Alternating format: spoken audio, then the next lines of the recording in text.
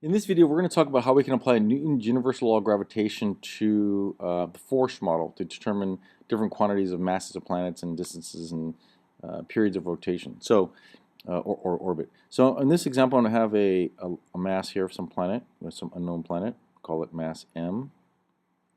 And I'm going to have a moon or a satellite or something like that of mass little m in a circular orbit. So I'll use the center here and imagine a circular orbit around here. I don't want to go all the way across to get my drawing, but it's a circular orbit. So imagine a circular orbit around planet M.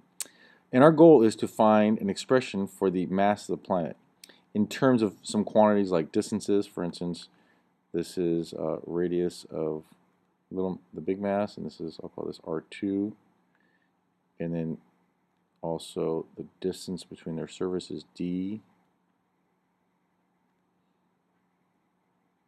and maybe how long it goes around. So let's apply the force model to this.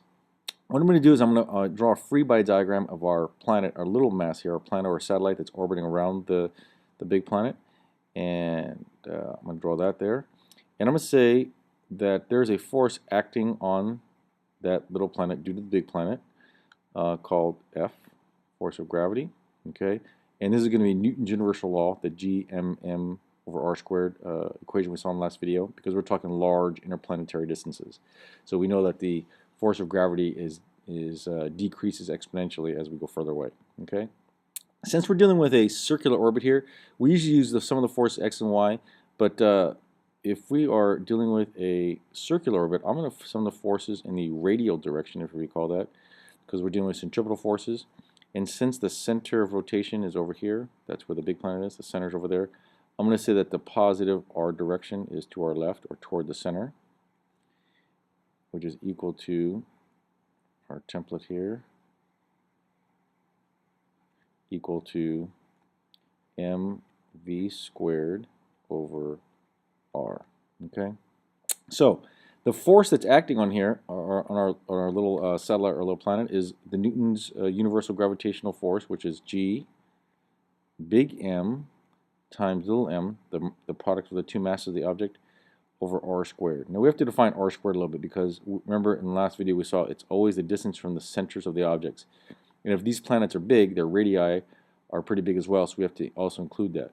So what I'm going to do for sake of clarity here, and just to make it a little bit simpler, when we use in this equation r, it includes r1 plus d plus r2. It's an entire distance. So I'm going to just say, for sake of argument here, to make it a little simpler, I'm going to denote that distance as, go center to center here, that's just straight.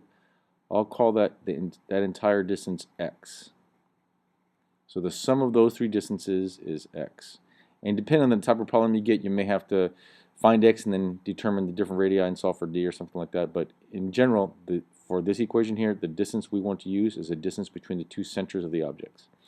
So that said, let's see if we can determine an expression for the mass of the planet. So what I have based on this equation here is I have G big M little m over, I'll use my x squared, is equal to little m, the object in question, v squared over x.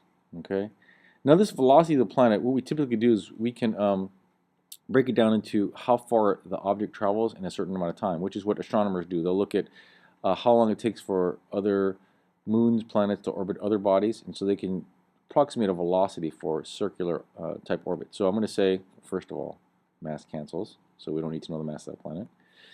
And I'm going to say this is g m over x squared equal to, now v is, if it's a circular orbit, it's actually the distance around a circle, 2 pi r, which is our x value here. That's the radiuses of our circles, x really, over the amount of time for one complete revolution, the period, the time for one complete revolution, so that's velocity, divided by our remaining x here.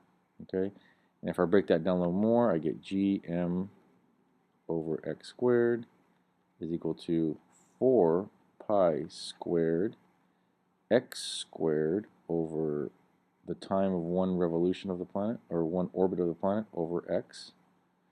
And if I clean this up a little bit, let's see here.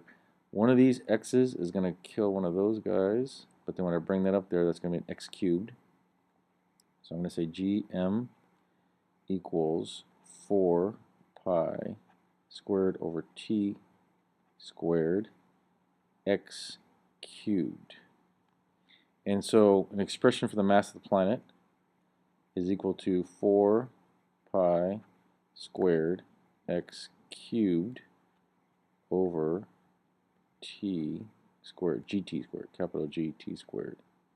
Okay, so by knowing how long it takes for planets or satellites to orbit another planet, in this case, little guy orbiting around the big guy, and if I know some distances using telescopes, I can actually approximate masses of planets with these pieces of data. So in the big scheme of things, we can apply the force model to Newton's universal law of gravitation.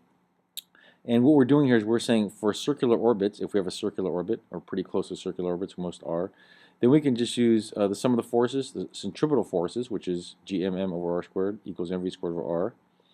And then the little trick here that we're going to use is we're saying, well, what's the velocity of an object? Well, if it's a circle, it's 2 pi r, how far it is for one revolution, divided by the time it takes revolution, distance over time, quantity squared. And then I did some algebra here to cancel my x's and came up with the equation for mass.